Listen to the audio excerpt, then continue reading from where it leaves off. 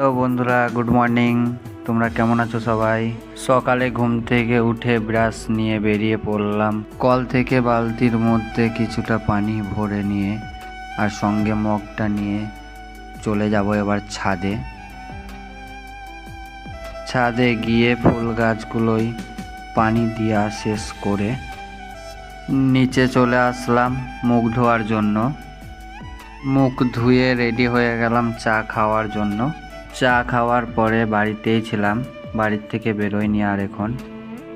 সন্ধ্যাবেলায় বাজার চলে গেলাম একটা হেডফোন কেনার জন্য। এই দোকানটায় চলে আসলাম হেডফোন কেনার জন্য।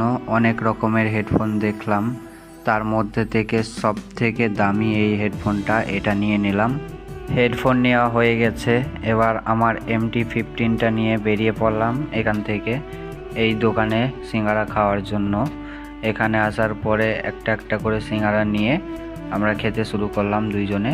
তারপরে সিঙ্গারা খাওয়া শেষ করে এখান থেকে বেরিয়ে গেলাম বাড়ি যাওয়ার জন্য আবার MT-15টা নিয়ে। এখানেই আমি আমার মিনি ব্লগটা শেষ করলাম। সাবস্ক্রাইব করে পাশে থেকো, সাপোর্ট করো আমাকে।